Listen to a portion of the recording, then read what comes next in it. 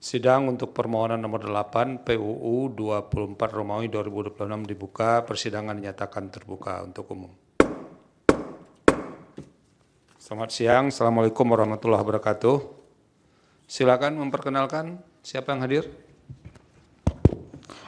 Mohon izin Yang Mulia, saya selaku prinsipal sendiri tanpa didampingi kuasa hukum.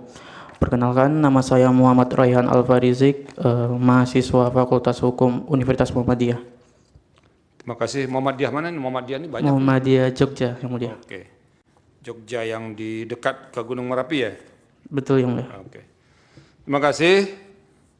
Saudara mengajukan permohonan ke Mahkamah Konstitusi dan sudah diregistrasi dengan nomor 8 PUU 24 Romawi 2026. Sebelumnya sudah pernah mengajukan permohonan belum? Belum, Yang Mulia. Ini pertama ya. Ya, karena pertama ini biasanya memang harus banyak yang dinasihatkan ini supaya supaya memenuhi ketentuan formil permohonan. Namun demikian, sesuai dengan ketentuan hukum acara, hari ini agenda persidangan kita pendahuluan untuk mendengarkan pokok-pokok permohonan. Saudara sampaikan pokok-pokok permohonan, nanti setelah itu mahkamah akan menyampaikan nasihat. Tapi pertanyaan saya berikutnya, Anda sudah pernah baca putusan Mahkamah Konstitusi nomor 23 tahun 2018? Belum. Nah itu, jadi yang saudara mohonkan ini sudah pernah dimohonkan sebelumnya di dalam permohonan nomor 23. Putusannya sudah ada, putusan nomor 23 PUU 16 Romawi 2018 berkait dengan norma yang dimohonkan pengujian ini. Dan Anda tahu menurut ketentuan hukum acara kalau sudah pernah dimohonkan sebelumnya ada kewajiban untuk menambahkan ini masih boleh diajukan atau tidak, karena ada penjelasan soal boleh atau tidaknya, atau dalam bahasa sederhananya itu soal nebis in idem. Tapi nanti itu akan dinasihatkan. Silakan sampaikan pokok-pokok permohonan, jangan dibacakan ya. Ini kalau orang mahasiswa Muhammadiyah membacakan ini repot kita ini. Jadi harus disampaikan inti permohonannya saja. Silakan. Baik, terima kasih Yang Mulia. Dalam hal ini mengajukan permohonan pengujian material pasal 106 Undang-Undang Nomor 22 Tahun 2009 tentang lalu lintas dan angkutan jalan Lembaran Negara Republik Indonesia dianggap diucapkan bacakan, kewenangan mahkamah juga dianggap. Baik, kewenangan mahkamah dianggap dibacakan. Nah, sekarang jelaskan kenapa saudara memiliki kedudukan hukum untuk mengajukan permohonan ini. Biar saya pandu agak lebih clear. Baik, Yang Mulia. Silakan. 1. Bahwa pemohon adalah warga negara Indonesia. Itu perlu, kalau itu kita sudah tahu. Kira-kira mengapa saudara dirugikan atau potensi dirugikan oleh norma ini? Baik. Bahwa pemohon dirugikan secara langsung akibat berlakunya pasal 106 Undang-Undang Lalu Lintas dan Angkutan Jalan karena norma tersebut tidak secara tegas melarang atau mengatur aktivitas merokok saat berkendara sehingga membahayakan konsentrasi pengemudi dan menimbulkan risiko keselamatan bagi pengguna jalan lain. Ketiga, bahwa pada tanggal 23 Maret 2025, pemohon mengalami kecelakaan serius yang hampir merenggut nyawa ketika puntung rokok dari pengendara mobil pribadi mengenai pemohon sehingga pemohon kehilangan fokus saat berkendara. Akibatnya, pemohon ditabrak dari belakang oleh sebuah truk kol diesel yang nyaris dilindas, yang jika terjadi akan mengakibatkan akibat fatal atau kehilangan nyawa. Kedua pengendara yang menyebabkan insiden tersebut melarikan diri dari lokasi kejadian, meninggalkan pemohon dalam kondisi gemeteran dan syok akibat pengalaman tersebut. Bahwa setelah tabrakan, pemohon berusaha bangkit dengan susah payah, dibantu oleh pengendara lain yang melihat kejadian tersebut untuk berdiri dan mengambil kembali kendaraannya. Meskipun dalam keadaan gemeteran dan syok, pemohon tetap berusaha menjaga keselamatan diri agar tidak tertabrak lagi. Pengalaman ini menunjukkan bahwa norma pasal 106 Undang-Undang Lalu Lintas Angkutan Jalan tidak cukup efektif melindungi keselamatan dan kesehatan pemohon maupun publik, sehingga kerugian yang dialami bersifat spesifik aktual, potensial, dan serta risiko serupa dapat terus terjadi kepada siapapun jika norma tersebut tidak diperbaiki. Bahwa kejadian tersebut menunjukkan bahwa norma pasal 106 tidak cukup untuk melindungi hak konstitusional pemohon. dan publik atas keselamatan dan kesehatan, sehingga kerugian yang dialami pemohon bersifat spesifik, aktual, dan potensial, serta risiko serupa dapat terjadi kepada siapapun jika norma tersebut tidak diperbaiki. Bahwa menurut pemohon, jika permohonan dikabulkan oleh mahkamah, maka anggapan potensi atau kerugian hak konstitusional pemohon tidak akan atau tidak terjadi lagi. Bahwa selain kerugian fisik dan psikologis, pemohon juga mengalami kerugian konstitusional karena hak keselamatan pasal 28G ayat 1 Undang-Undang Dasar 1945 dan hak atas kesehatan pasal 28H ayat 1 Undang-Undang Dasar 1945 tidak dijamin secara efektif akibat celah hukum dalam norma yang ada. Bahwa menurut pemohon, dengan dikabulkannya permohonan ini, potensi kerugian konstitusional tersebut tidak akan terjadi lagi, dan Mahkamah Konstitusi berperan dalam memastikan perlindungan hak konstitusional warga negara atas keselamatan dan kesehatan jalan raya. Oke, alasan-alasan silakan. Pokok permohonan yang kedua saja ya berarti yang mulia.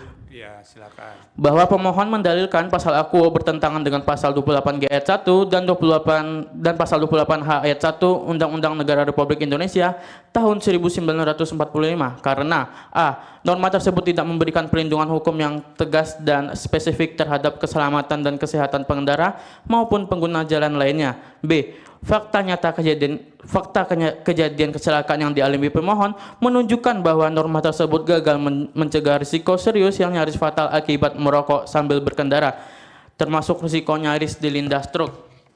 C. Celah hukum dalam norma pasal 106 Undang-Undang Lalu Lintas Angkutan Jalan menimbulkan ketidakpastian hukum sehingga masyarakat tidak mendapatkan jaminan perlindungan yang efektif terhadap keselamatan dan kesehatan mereka. D. Norma tersebut tidak memenuhi prinsip kepastian hukum dan pelindungan hak konstitusional sehingga menimbulkan risiko berulang bagi pemohon maupun publik. Ketiga, bahwa ketentuan pasal 106 Undang-Undang Lalu Lintas Angkutan Jalan seharusnya diinterpretasikan atau diuji ulang secara konstitusional agar a. memberikan larangan tegas terhadap aktivitas merokok saat berkendara, b. menjamin perlindungan maksimal atas keselamatan dan kesehatan publik, c. memberikan kepastian hukum yang memadai sehingga norma dapat diterapkan secara efektif dan mencegah kecelakaan atau kerugian lebih lanjut termasuk risiko kematian.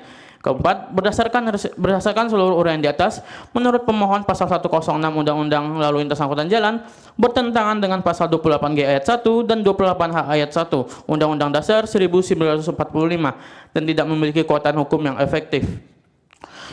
Petitum, berdasarkan seluruh uraian sebagaimana tersebut di atas, pemohon memohon kepada Mahkamah Konstitusi untuk memutuskan hal-hal sebagai berikut. 1. Mengabulkan permohonan pemohon untuk seluruhnya. 2. Menyatakan bahwa pasal 106 Undang-Undang Nomor 22 Tahun 2009 tentang Lalu Lintas dan Angkutan Jalan, Lembaran Negara Republik Indonesia Tahun 2009 Nomor 55. Dasar Negara Republik Indonesia tahun 1945 tidak mempunyai hukum mengikat karena norma tersebut tidak memberikan perlindungan efektif terhadap keselamatan dan kesehatan pengendara maupun masyarakat umum. Ketiga, memerintahkan pemuatan putusan ini dalam Berita Negara Republik Indonesia sebagaimana mestinya agar menjadi pedoman hukum bagi perlindungan hak konstitusional warga negara. Keempat, apabila Mahkamah Konstitusi berpendapat lain, memohon putusan yang seadil-adilnya ex aequo et bono dengan mempertimbangkan risiko serius yang dialami pemohon termasuk pengalaman nyaris yang dilindas truk akibat pengendara lain yang merokok saat berkendara dan potensi risiko serupa yang dapat menimpa siapapun di jalan raya. Terima kasih yang mulia. Hormat kami pemohon Muhammad Rehan Alfarizik. Terima kasih pemohon Saudara Muhammad Rehan Alfarizik. Sekarang giliran nasihat dari majelis panel. Anda bisa mencatatnya, Rehan. Tapi kalau tidak bisa, nanti bisa ngecek YouTube rekaman persidangan kita, termasuk nanti ada risalahnya. Pada saat pertama akan disampaikan Yang Mulia Hakim Konstitusi Bapak Dr. Arsul Sani. Bapak Dr. Ridwan Mansur, silakan. Mohon maaf. Baik, Prof. Terima kasih Yang Mulia Ketua Panel, Yang Mulia Prof. Saldi Isra, dan juga Yang Mulia anggota panel, Yang Mulia Bapak Dr. Arsul Sani. Saudara pemohon ya, Muhammad Rehan Alfarizik, namanya bukan main ini. Rehan semester berapa ini? Untuk saat ini masuk semester 4 yang mulia. Oh, semester 4 ya, baik. Ini untuk pertama kalinya bersidang di mahkamah. Betul yang mulia. Ya, baik. Sebagaimana juga ketentuan pada sidang pendahuluan ini ada 2 bagian acara. Yang pertama adalah penyampaian pokok-pokok permohonan tadi ya, saudara sampaikan. Kemudian berikutnya mahkamah akan memberikan penasihatan terhadap permohonan yang sudah saudara ajukan secara tertulis ini dan tadi sudah diuraikan secara singkat pokok-pokoknya tadi. Nah, ada beberapa hal memang saya lihat ini ada 7 halaman, ini terlalu sedikit ini. Apalagi kalau dibandingkan dengan jumlah petitumnya yang banyak, jumlah norma yang diuji juga banyak ya. Nah, ini saudara mengajukan permohonan pengujian material Undang-Undang Nomor 22 Tahun 2009 tentang lalu lintas dan angkutan jalan. Ini dari kasus konkret ini ya. Betul yang mulia. Ya, uraiannya konkret sekali nih. Ya, soalnya saya yang mengalami langsung. Karena mengalami langsung. Saudara juga menyebut di sini kerugiannya secara langsung gitu. Nanti ada supaya nanti lebih bisa detail ya, artinya saudara dalam menyusun permohonan ini mencontoh saja dulu putusan-putusan yang sudah ada di laman mahkamah misalnya yang kabul itu seperti apa, sehingga dari format dan struktur dari permohonan ini bisa benar gitu, ada pedomannya di sana. PMK 7 tahun 2025 tentang tata beracara dalam pengujian dalam perkara pengujian undang-undang. Nah, itu di situ lengkap saudara lihat. Nah, beberapa bagian-bagiannya ada bagian yang harus saudara ikuti susunannya itu. Nah, ini belum tepat. Ini saudara ada 10 ya. 9 ya. 1, 2, 3 yang saudara uji, banyak sekali ini pasalnya ini yang saudara uji. Nah, di struktur dan format ya untuk identitas pemohon dan sebagainya itu sudah tepat. Cuma di kewenangan mahkamah ini saudara masih banyak sekali yang belum dicantumkan uraian-uraiannya itu mengenai kewenangan Mahkamah Konstitusi. Dalam mencantumkannya pun harus secara sistematis, hierarkis, berurutan. Itu juga saudara nanti bisa lihat contohnya ya di putusan yang sudah pernah ada, bisa dilihat banyak sekali itu. Banyak sekali yang belum, yang penting misalnya ini pasal 24 ayat 2 UUD RI tahun 1945 ini belum saudara cantumkan di tata urut perundang-undangan ini yang ada di dalam ketentuan ya sebagai dasar untuk mahkamah menerima, memeriksa dan memutus permohonan ini. Kemudian juga PMK 7 2025 juga belum saudara tulis dengan tepat. Nah, ini saudara lihat nanti. Ya.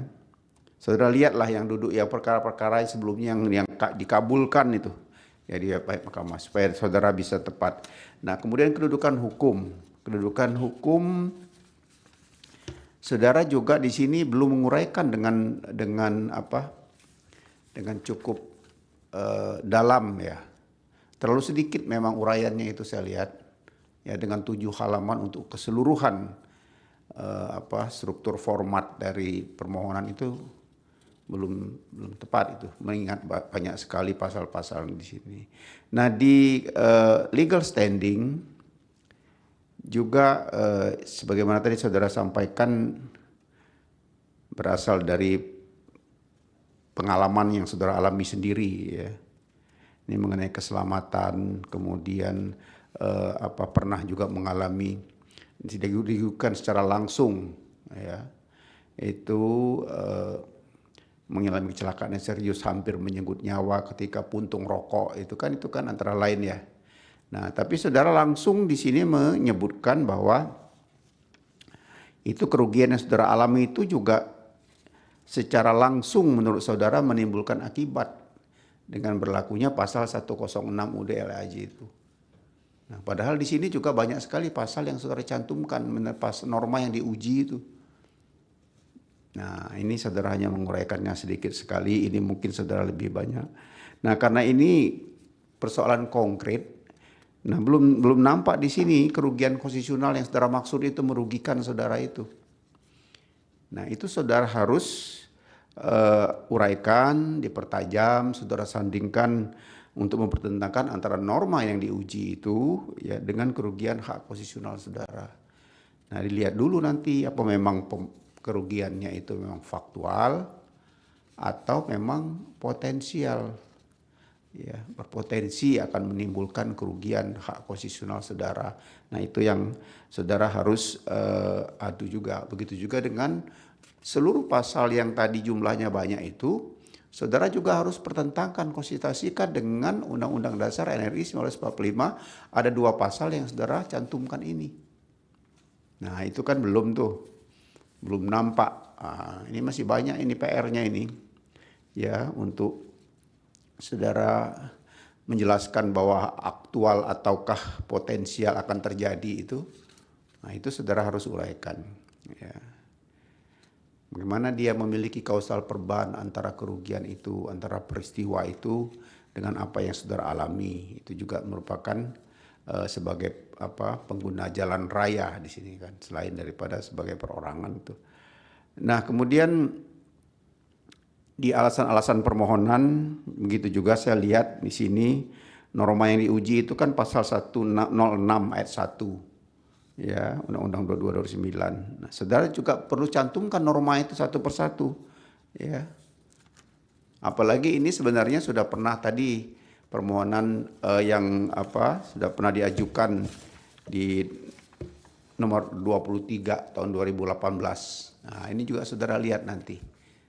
Dengan adanya putusan sebelumnya itu, ketika saudara mengajukan permohonan ini, saudara harus menguraikan bahwa sudah ada pendirian mahkamah sebelumnya dengan norma-norma yang sama, baik yang diuji normanya maupun dasar pengujiannya, landasan pengujiannya, batu ujinya. Nah, saudara harus bisa menjelaskan bahwa dengan saudara mengajukan ini kembali persis sama, itu tidak nebis in idem permohonan saudara ini. Nah, itu saudara yang harus menyantumkan. Selain saudara perlu mencantumkan. Kemudian juga saudara pertajam ini mengenai pasal 106 ini ya, yang bertentangan dengan pasal 28G itu tadi antara lain diuraikan, dan juga pasal 28 ayat 1 UUD RI 1945. Ya. Saudara uraikan mengenai konsepnya, teori-teori hukum yang terkait dengan isu dari perkara ini, dari persoalan yang saudara hadapi ini. Ada juga mungkin pendapat ahli saudara masukkan ya. Atau juga sumber-sumber pustaka lain yang memang dapat meyakinkan mahkamah bahwa memang apa yang saudara ajukan ini beralasan juga menurut hukum ya, bisa diuraikan. Nah, begitu juga di petitum saya lihat ini pasal 106 ayat 1 sampai dengan 9 ini saudara sebut ini panjang sekali sebenarnya dengan keluasannya. Nah, karena bentuk seperti ini agak kurang lazim ini. Ya. Ini pasal 106 ini kan ada 9 ayat, 9 norma ini. Ya. Sebenarnya yang mana yang mau saudara cantumkan sebenarnya di dalam petitum saudara itu dikaitkan dengan alasan permohonan saudara yang diuraikan tadi. Ya. Sebagian atau memang hanya pasal 106 ayat 1 saja. Ya. Supaya petitumnya tidak terlalu banyak seperti ini. Ini juga uraiannya akan sangat panjang kalau saudara masukkan semua sebagaimana diatur dalam petitum ini. Ya. Kemudian juga penulisannya juga seperti tidak berpedoman pada bentuk ya format dari sebuah petitum. Nah, ini saudara harus pastikan dulu ya, dilihat.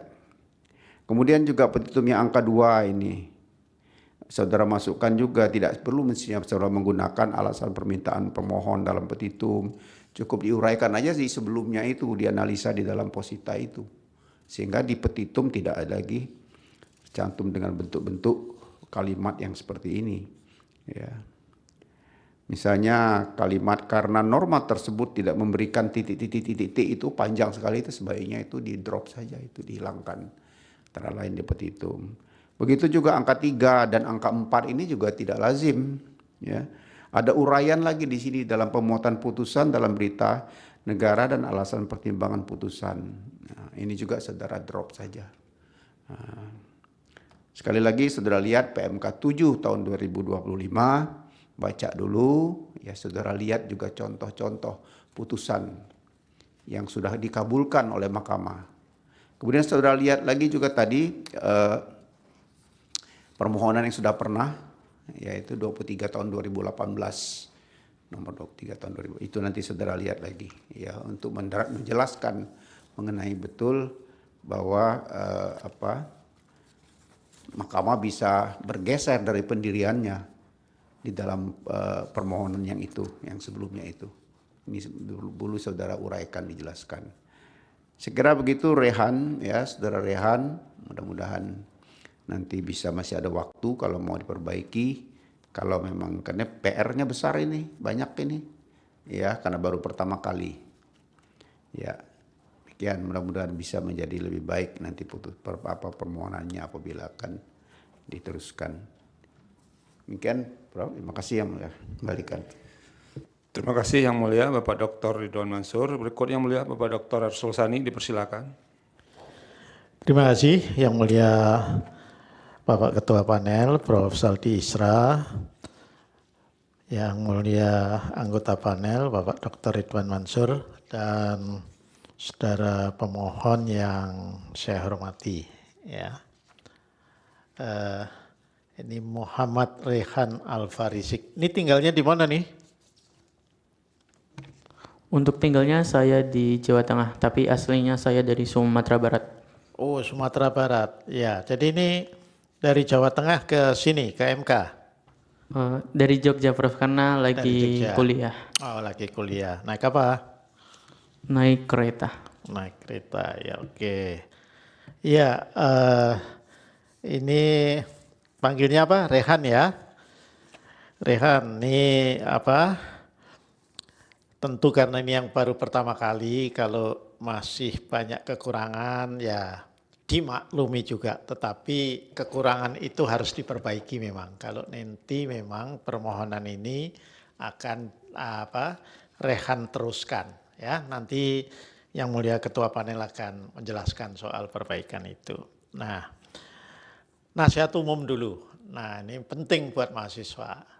Jadi nanti kalau memang ini mau diperbaiki, maka apa yang harus dilakukan dulu ya? Yang harus Rehan lakukan dulu ya. Hemat saya pertama membaca kembali apa yang ada di PMK nomor 7 tahun 2025. Udah pernah baca belum ini? Untuk PMK sudah yang mulia. Sudah, oke. Nanti dilihat lagi terutama pasal 10 ya. Nah, yang kedua itu melihat contoh-contoh permohonan yang sudah diperbaiki, atau lebih bagus lagi juga melihat contoh putusan-putusan dari permohonan yang dikabulkan, baik dikabulkan seluruhnya atau sebagian ya. Di dalam putusan MK itu ada setelah identitas pihak pemohon itu ada duduk perkara. Nah, itu di sana dikutip semua itu selengkapnya. Apa yang ditulis oleh pemohon atau para pemohon yang tentunya sudah melewati tahap perbaikan. Ya. Bagaimana cara menuliskan kewenangan mahkamah, yang kalau dalam hal ini buat saya yang Rehan tuliskan sudah cukup bagus lah ya. Tapi tadi ada penasihatan dari yang mulia Pak Dr. Ridwan Mansur, mungkin nanti dilihat. Nah, melihatnya itu ya. Kemudian saya lihat ini yang masih harus diperbaiki ya. Nanti akan saya sampaikan ini di bagian kedudukan hukum. Struktur permohonan sih sudah cukup oke lah ya. Tetapi memang substansi pada masing-masing bagian itu yang harus diperbaiki. Namun umum dulu ya, Rehan ya.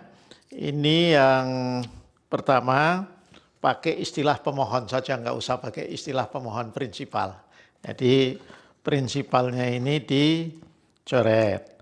Nah, yang kedua ini penting ya, sebab nanti ini harus disampaikan nih ya, setidaknya sebelum jatuh tempo atau juditnya memasukkan perbaikan permohonan. Apa itu?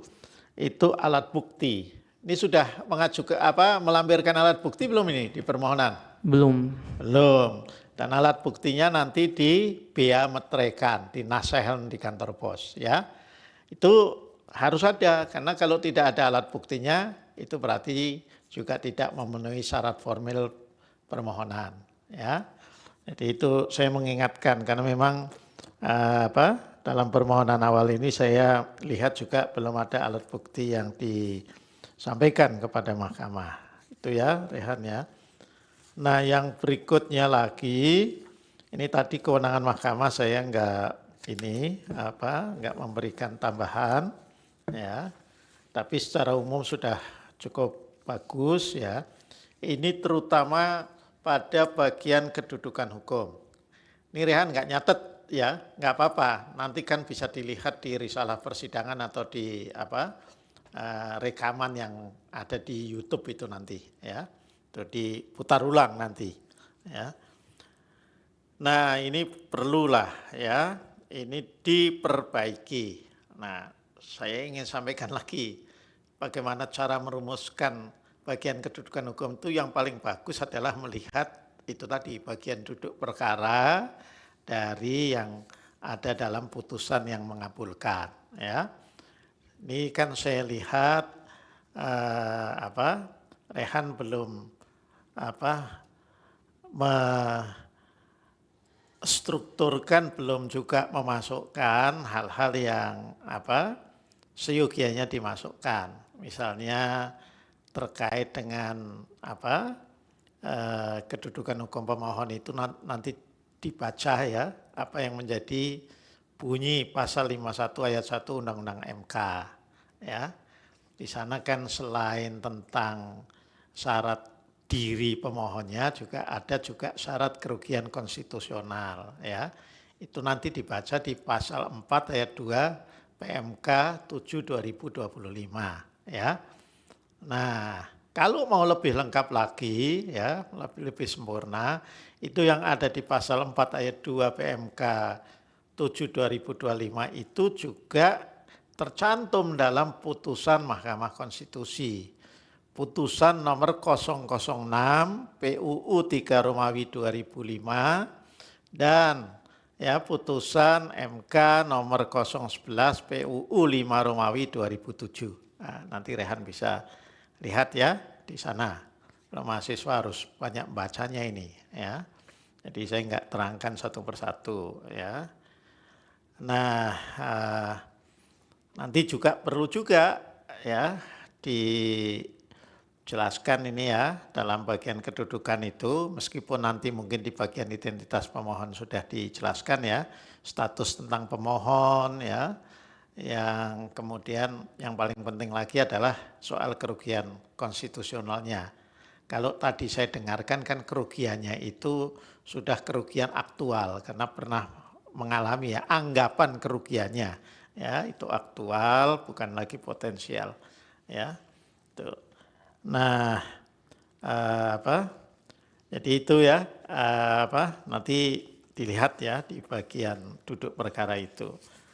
Nah, yang terkait dengan alasan atau pokok permohonan ya posita. Tadi kan yang mulia Pak Ketua Panel sudah menyinggung ya bahwa terkait dengan pasal yang dimohonkan ini, walaupun yang terdahulu itu yang dimohonkan pengujian adalah penjelasannya, itu tapi itu di dalam pertimbangan putusan mahkamah itu juga disinggung pasal itu, dipertimbangkan ya.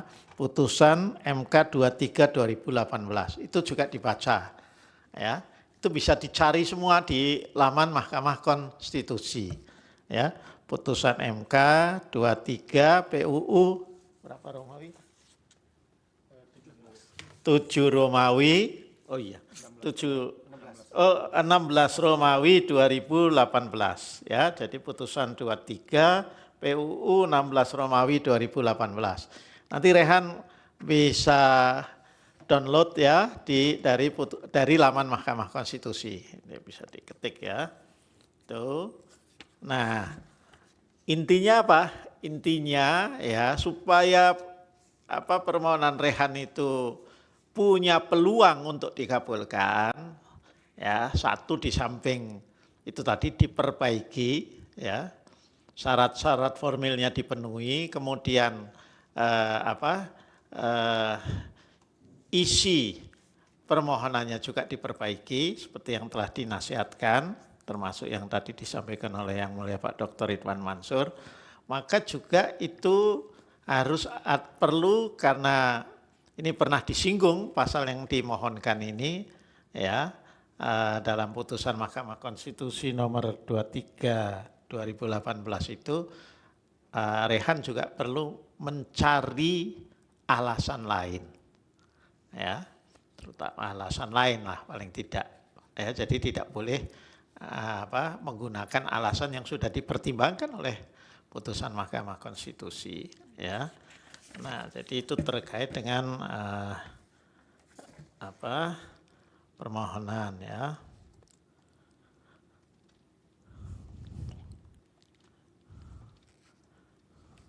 Kemudian yang berikutnya juga harus diperjelas. Ini kan Rehan menggunakan 2 landasan atau batu uji, ya, landasan pengujiannya. Itu pasal 28G ayat 1 dan 28H ayat 1. Ini masing-masing nanti di bagian posita itu harus dijelaskan mengapa norma pasal 106 itu bertentangan dengan 28G ayat 1. Nanti setelah itu selesai dijelaskan lagi mengapa pasal 106 itu ya bertentangan dengan pasal 28H ayat 1. Jadi ada 2 bagian nanti ya. Nah, yang berikutnya lagi terkait dengan petitum ya.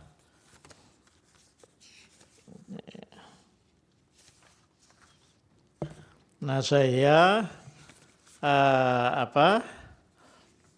soal petitum ini Rehan nanti harus baca kembali ya. Satu yang dibaca kembali PMK 7 2025 ya. Ya, supaya kalimatnya, cara menuliskan petitumnya itu memenuhi syarat. Lazim istilahnya ya. Itu yang ada itu enggak lazim itu. Karena bla bla bla bla itu enggak lazim ya. Nah, yang berikutnya lagi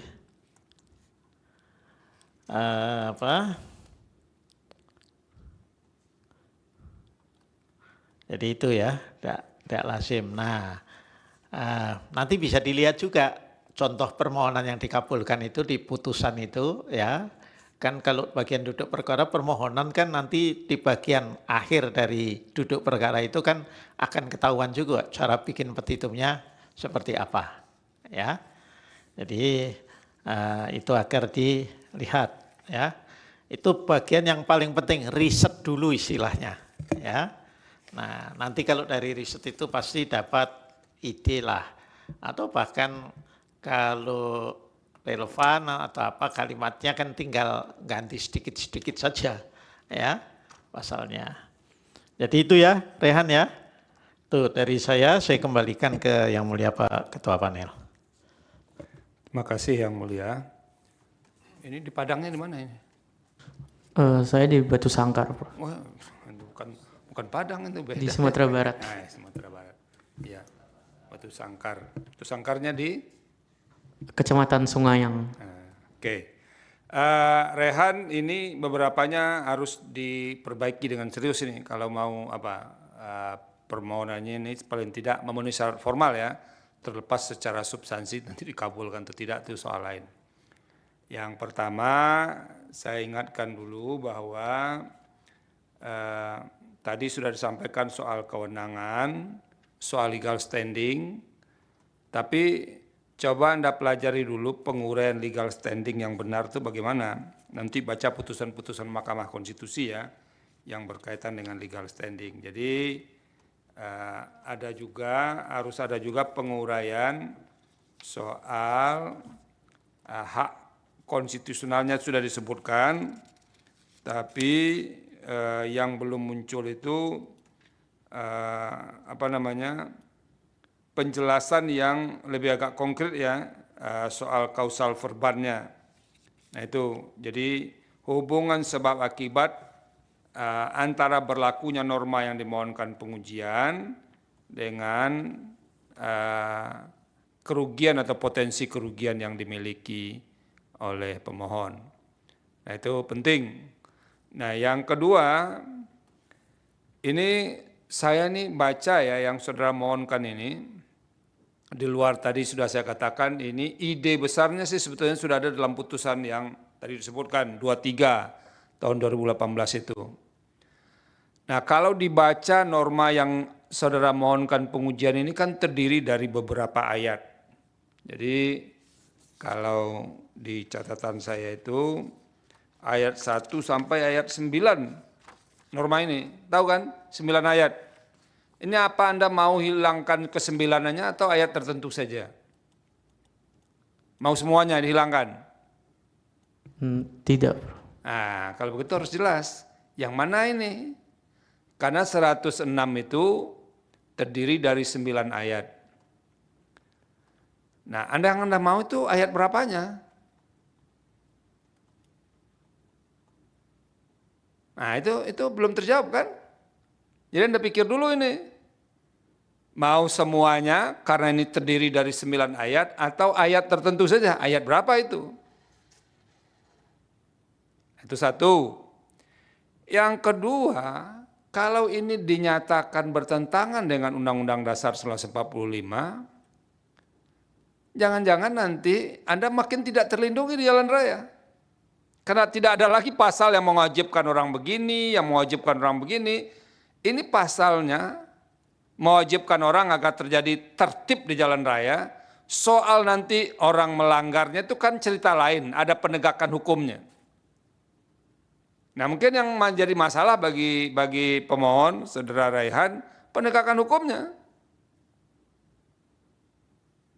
Nah, itu harus dipikirkan.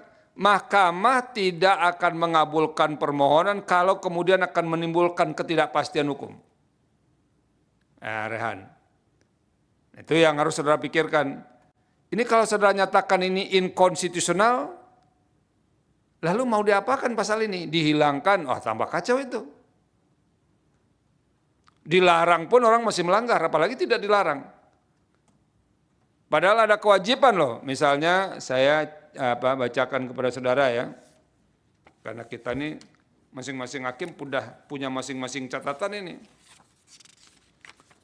Saya bacakan satu di antaranya. Setiap orang yang mengemudikan kendaraan bermotor di jalan wajib mengemudikan kendaraannya dengan wajar dan penuh konsentrasi. Apa yang salah dengan norma ini? Kalau Anda mau nyatakan ini bertentangan dengan Undang-Undang Dasar, berarti Anda sama saja membiarkan. Anda boleh mengemudi dengan tidak wajar, dan boleh mengemudi dengan tidak penuh konsentrasi. Nah ini penting nih Raihan ya. Jadi lalu ayat 2-nya, setiap orang yang mengemudikan kendaraan motor di jalan wajib mengutamakan keselamatan pejalan kaki dan pesepeda.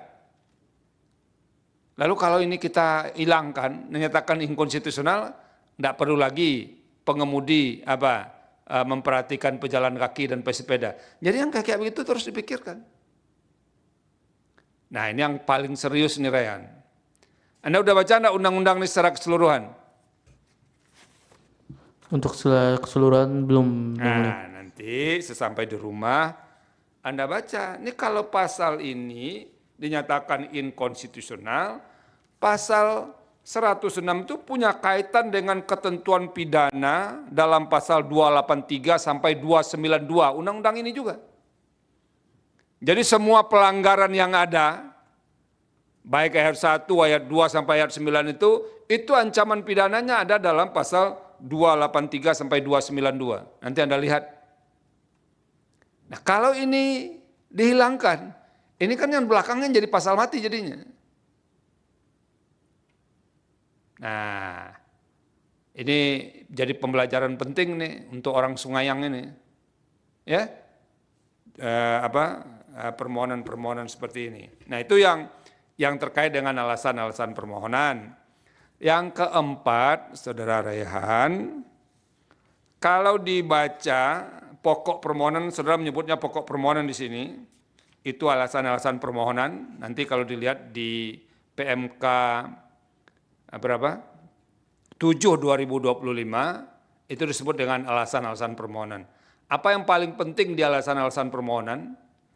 Harus ada penjelasan mengapa norma undang-undang yang diuji konstitusionalitasnya itu bertentangan dengan Undang-Undang Dasar 45. Jadi tidak hanya sekadar menyebutkan namanya, tidak hanya sekadar menyebutkan pasal konstitusinya, tapi penjelasan mengapa dia bertentangan itu penting. Nah, ini belum ada ini. Jadi Rehan, ini kalau sampai di situ, ini sudah tidak ada keraguan bagi mahkamah, ini permohonan saudara ini kabur ini. Nah, itu yang harus saudara pikirkan. Jadi tolong dijelaskan mengapa norma yang diminta diuji itu bertentangan dengan Undang-Undang Dasar. Anda memang ada menyebut pasal 28G ayat 1 dan pasal 28H ayat 1, tapi tidak ada penjelasannya. Penjelasan itu maksudnya adalah mengapa pasal 106 yang saudara uji itu bertentangan dengan pasal 28G ayat 1, pasal 28H ayat 1. Belum ada penjelasannya. Karena yang akan kami nilai nanti itu adalah pertentangan itu. Rehan. Bisa dipahami ya? Nah itu yang akan kita nilai. Ini cuman satu halaman lebih sedikit. Jadi halaman 5 separuh, kemudian halaman 6 separuh lebih sedikit. Jadi lebih 2 baris lah kalau mau dibariskan itu. Jadi Anda lihat, lalu petitum Anda ini ada yang tidak lazim ini. Lalu bertentangan dengan Undang-Undang Dasar 1945 dan tidak memiliki kekuatan hukum mengikat karena norma tersebut tidak memberikan pelindungan yang efektif terhadap keselamatan dan kesejahteraan. Pertanyaannya kan begini, kalau ada norma tidak efektif, apakah selalu itu bertentangan dengan Undang-Undang Dasar? Itu pertanyaan lainnya. Lalu yang keempatnya, apabila Mahkamah Konstitusi berpendapat lain, mohon putusan yang seadil-adilnya dengan mempertimbangkan risiko serius. Jadi saudara Rehan, norma undang-undang karena dia bersifat umum, abstrak norm istilahnya kalau kita belajar hukumnya, itu dia berlaku untuk semua orang, tidak untuk Rehan saja. Jadi kalau pasal ini dibatalkan, jangan-jangan tuh membahayakan orang lain yang bersangkut paut dengan jalan raya itu. Pengemudi, pejalan kaki, tidak ada lagi larangan itu. Nah itu Rehan ya. Nah itu yang saudara harus pikirkan dengan baik-baik. Lalu yang terakhir, ini syarat formal lain yang harus saudara pikirkan, buktinya belum ada ini satupun. KTP saudara belum ada. Kalau saudara tadi menjelaskan, saya ini pernah begini loh, hampir mengorbankan jiwa. Bagaimana kami membuktikan benar atau tidaknya itu? Rehan. Jadi legal standing itu harus dijelaskan. Ini buktinya kalau Anda menyatakan ini buktinya. Sebagai warga negara Indonesia, ini KTP. Kalau enggak ada buktinya. Kedua, kalau Anda mengatakan pernah dirugikan karena orang berkendara melempar keluar, Anda jadi korban, bagaimana membuktikannya? Buktinya harus sampaikan. Lalu bukti-bukti lain, undang-undang, jadi harus undang-undang yang diuji itu harus disampaikan ke Mahkamah Konstitusi. Kalau undang-undangnya terlalu tebal, paling tidak difotokopi halaman pasal yang diuji dengan halaman depan undang-undangnya, dan itu harus dileges. Ya, dan beberapa bukti lainnya. Nanti kalau tidak cukup itu dikatakan ini tidak mencukupi syarat formal. Tidak ada bukti yang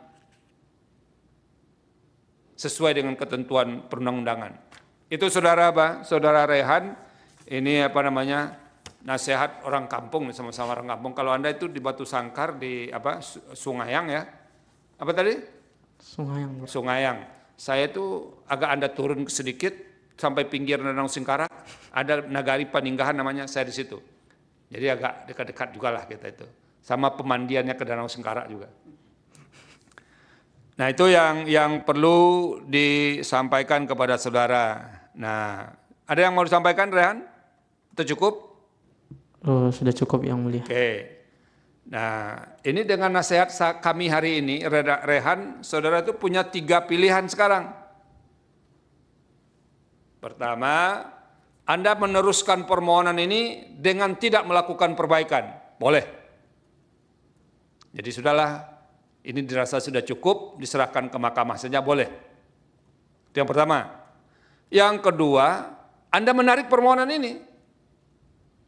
Banyak sekali yang harus diperbaiki, ini sudah pernah diputus substansinya, walaupun itu hanya bahagian tertentu dari undang-undang itu. Lalu, ini ternyata pasal ini kalau dihilangkan seperti saya yang minta justru akan lebih berbahaya. Kalau begitu bukan pasalnya yang salah ini, penerapannya yang salah. Nah kalau tidak ada itu ketentuan pidananya tidak akan jalan. Yang tadi saya sebutkan ada di pasal 283 sampai 292 itu. Anda lihat nanti ancaman pidananya. Jadi pertama boleh terus ini tanpa perbaikan. Yang kedua, kalau ini terlalu rumit diperbaiki dan ini pasalnya ternyata tidak bermasalah, Anda bisa tarik permohonan ini. Nah yang ketiga bisa meneruskan tapi memperbaiki. Kalau Anda memilih yang ketiga ini, maka ada waktu untuk memperbaikinya maksimal 14 hari dari sekarang, Rehan. Jadi sekarang 20 Januari, maka batas waktu mengajukan perbaikan itu adalah Senin 2 Februari 2026.